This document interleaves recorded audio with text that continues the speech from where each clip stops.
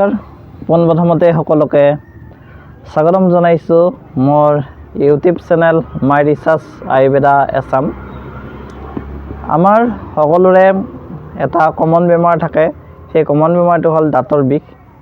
ডাঙৰ সৰু ডেকা বৃদ্ধ সকলোৰে দাঁতৰ কিবা নহয় কিবা এটা সমস্যা থাকে, যেনে দাঁতৰ বিষ, দাঁতৰ আলু তেজ ওলোৱা, দাঁতবিলাক ঢিলা হোৱা, দাঁতটো হালধীয়া পৰা, এনেকুৱা ধৰণৰ বিভিন্ন ধৰণৰ দাঁতৰ বেমাৰ সাধাৰণতে দেখা পোৱা যায়। বিভিন্নজনে ভাল কোৱালিটিৰ টুথপেষ্ট ইউজ কৰে যদিও তথাপিও সেইবিলাক বেমাৰৰ পৰা পৰিত্ৰাণ পোৱা নাযায়। আজি মই এইটো ভিডিঅ'ত আপোনালোকক মাই ৰিচাৰ্জ আয়ুৰ্বেদাৰ এটা ভাল প্ৰডাক্ট মানে এটা টুথপেষ্ট, এই টুথপেষ্টটোৰ নাম হৈছে মাই ৰিচাৰ্জ আয়ুৰ্বেদাৰ ডেণ্টাবুন টুথপেষ্ট।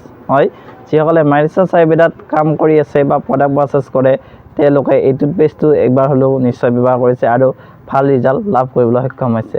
আজি মই এইটো ভিডিঅ'ত আপোনালোকক মাই ৰিচাৰ্জ আয়ুৰ্বেদাৰ ডেণ্টাবুন টুথপেষ্টটোৰ বিষয়ে কিছু কথা ক'বলৈ চেষ্টা কৰিম। আশা কৰোঁ আপোনালোকে ভিডিঅ'টো চাই ভাল পাব। গতিকে অকণো পলম নকৰি আজি ভিডিঅ'টো আৰম্ভ কৰোঁ আহা। ডেণ্টাবুন যিটো টুথপেষ্ট সেইটো হ'ল কমপ্লিট হাৰ্বেল তথা নেচাৰেল তথা আয়ুৰ্বেদিক টুথপেষ্ট হয়। ইয়াতে কিছুমান ইনগ্ৰিডিয়েণ্টছ আছে, মানে নেচাৰেল কিছুমান উপাদান ইউজ কৰা আছে। সেইবিলাকৰ ভিতৰত হ'ল ginger, black paper, salt, triphala, বকুল ইত্যাদি ইত্যাদি এনেকুৱা ধৰণৰ বিভিন্ন ধৰণৰ আয়ুৰ্বেদিক ইনগ্ৰিডিয়েণ্টছ বা উপাদান ইউজ কৰা হৈছে। পইণ্টটো হৈছে দাঁতৰ বিষ।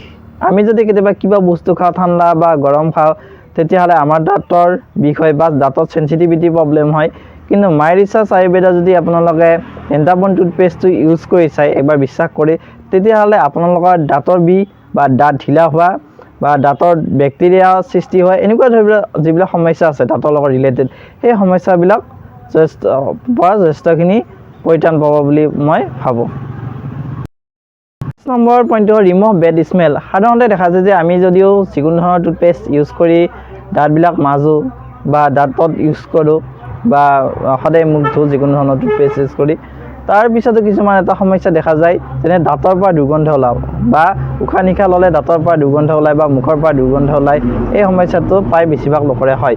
কিন্তু মাই ৰিচাৰ্জ আয়ুৰ্বেদাৰ ডেণ্টাবুন টুথপেষ্টটো যদি আপোনালোকে ধুনীয়াকৈ ৰাতিপুৱা লগতে ৰাতি খোৱা লোৱাৰ পিছত যদি আপোনালোকে ইউজ কৰি থাকে, সেই দাঁতৰ পৰা দুৰ্গন্ধ ওলোৱা সমস্যাটো আপোনালোকৰ যথেষ্টখিনি নোহোৱা হ'ব। ইনক্ৰিজ বিউটি অফ টুথ, অৰ্থাৎ যিকোনো যদি টুথপেষ্টে ইউজ কৰি থাকক তেতিয়াহ'লে আমাৰ দাঁতবিলাক হালধীয়া পৰি যায় বা দাঁতবিলাক লেতেৰা হয়। কিন্তু মাই ৰিচাৰ্জ আয়ুৰ্বেদা ডেণ্টাবুন টুথপেষ্টটো যদি আপোনালোকে ৰেগুলাৰ ইউজ কৰি থাকে, তেতিয়াহ'লে আপোনাৰ দাঁতটো চাফা হ'ব আৰু দাঁতটো দেখিবলৈ ধুনীয়া হ'ব। পইণ্টটো হ'ল নেচাৰেল ফ্ৰেছনেছ। যিকোনো ধৰণৰ টুথপেষ্ট যদি আপোনালোকে ইউজ কৰি থাকে, দাঁতত কিন্তু ফ্ৰেছনেছটো নাহে, মানে দাঁতত সতেজতাটো নাহে যিটো ফ্ৰেছনেছ আহিব লাগে। কিন্তু মাই ৰিচাৰ্জ আয়ুৰ্বেদাৰ ডেণ্টাবুন টুথপেষ্টটো যদি আপোনালোকে ৰেগুলাৰ ইউজ কৰি থাকে, তেতিয়াহ'লে দাঁতৰ যিটো ফ্ৰেছনেছৰ সমস্যা, সেই সমস্যাটো নোহোৱা হ'ব, অৰ্থাৎ দাঁতত ধুনীয়া আপোনালোকৰ ফ্ৰেছনেছ লাগি থাকিব গোটেই দিনটোৰ বাবে। পইণ্টটো হৈছে remove bacteria and germs. My recharge আয়ুৰ্বেদাৰ ডেণ্টাবুন টুথপেষ্টটো যদি আপোনালোকে ৰেগুলাৰ ইউজ কৰি থাকে, তেতিয়াহ'লে দাঁতত যিবিলাক বীজাণু বা জাৰ্মছৰ সমস্যা, সেই সমস্যাবিলাকো নোহোৱা হৈ থাকিব। অৰ্থাৎ দাঁতত যদি আপোনালোকে বীজাণু যিবিলাক বৃদ্ধি হয়, তেতিয়া আপোনালোকৰ দাঁতবিলাক খাই যাই থাকিব বা দাঁতৰ বিষ সমস্যা হ'ব। এনে সমস্যাবোৰৰ পৰা পৰিত্ৰাণ দিয়াৰ উপৰিও পাৰ্মানেণ্টলি যিটো ভাইৰাছৰ সমস্যা বা জাৰ্মছৰ সমস্যা, এই সমস্যাটো আপোনালোকৰ দাঁতৰ পৰা পাৰ্মানেণ্টলি নোহোৱা কৰাত সহায় কৰি দিব। পইণ্ট হ'ল নেচাৰেল হোৱাইটনেছ। মাজে মাজে যিকোনো ধৰণৰ টুথপেষ্ট যদি আপোনালোকে ইউজ কৰি থাকে, অৰ্ডিনেৰী কিছুমান টুথপেষ্ট আছে, সেই টুথপেষ্টবিলাক ইউজ পইণ্টটো হৈছে remove bacteria and germs. My recharge আয়ুৰ্বেদাৰ ডেণ্টাবুন টুথপেষ্টটো যদি আপোনালোকে ৰেগুলাৰ ইউজ কৰি থাকে, তেতিয়াহ'লে দাঁতত যিবিলাক বীজাণু বা জাৰ্মছৰ সমস্যা, সেই সমস্যাবিলাকো নোহোৱা হৈ থাকিব। অৰ্থাৎ দাঁতত যদি আপোনালোকে বীজাণু যিবিলাক বৃদ্ধি হয়, তেতিয়া আপোনালোকৰ দাঁতবিলাক খাই যাই থাকিব বা দাঁতৰ বিষ সমস্যা হ'ব। এনে সমস্যাবোৰৰ পৰা পৰিত্ৰাণ দিয়াৰ উপৰিও পাৰ্মানেণ্টলি যিটো ভাইৰাছৰ সমস্যা বা জাৰ্মছৰ সমস্যা, এই সমস্যাটো আপোনালোকৰ দাঁতৰ পৰা পাৰ্মানেণ্টলি নোহোৱা কৰাত সহায় কৰি দিব। নম্বৰ পইণ্টটো হ'ল শ্বাইনিং।